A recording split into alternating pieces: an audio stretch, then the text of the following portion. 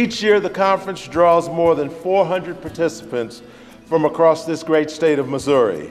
And all of you share a common bond in your work, the successful re-engagement of ex-offenders back into society.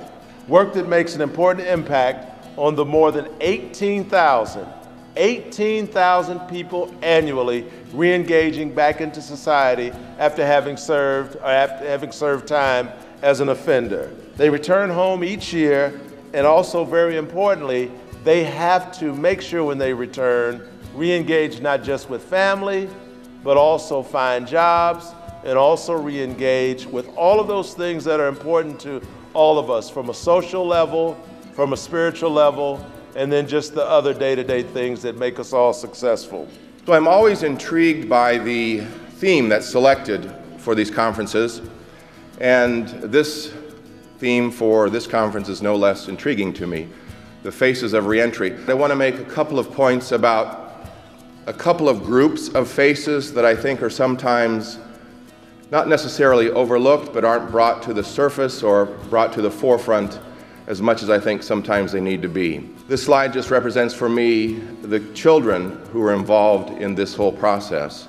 And I think oftentimes we forget that, they didn't select to be part of this process. They are in many cases the victims of what has happened in their lives, and they did not choose it.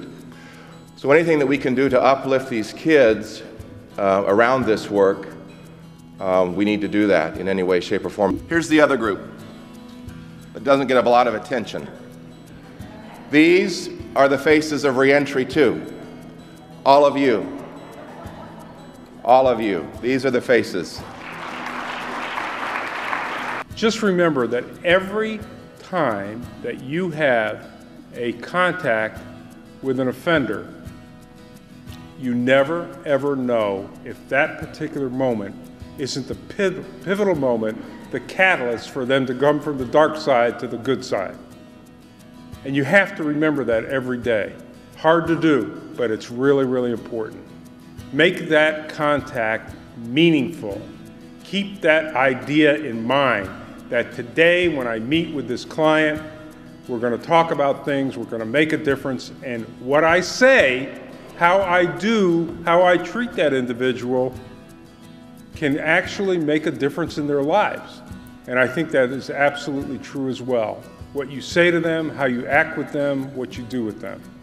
So do everything you can to do that. As I ponder the message I wanted to share with you, I reflect on my 27 plus years working in corrections. I witnessed the prison population increase tenfold.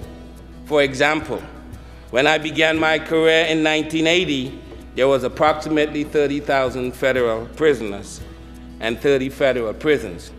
When I retired in 2008, there were approximately 200,000 federal prisoners and 115 federal prisons. During this same period, we witnessed massive increases in correction spending, currently at $50 billion annually. I often wonder if we had invested these same resources in our educational system, would we be here with this pressing need as we gathered to seek answers and solutions for the daunting question, how did we get here? It has not been an easy road, even though it might look easy. It has not been an easy road for me or my mother. I put my mom through hell since I've been home. Because even though I walked around with this on the front of my shirt every day for 10 years, when you get out of prison, people tell you, put your past behind you. Okay, I put it behind me, but it's still there. I still feel it on my back. I still feel this weight. So the question is, what can you people, as ones who truly want to help, what can you guys do to make that person feel like that weight is no longer on their back?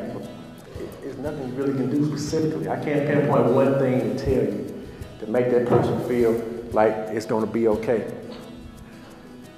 But you just tell them it's going to be okay, it means a lot. It means a lot.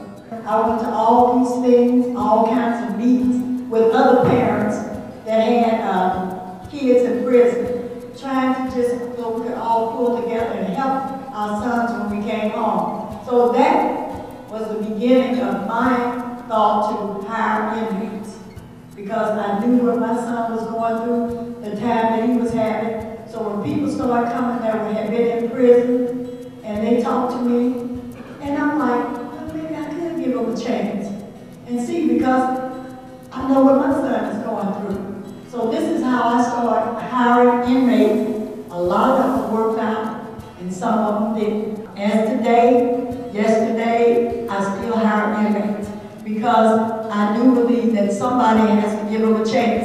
And I commend you all for even believing in them, having the faith that they can reenter, because somebody helped me, and I believe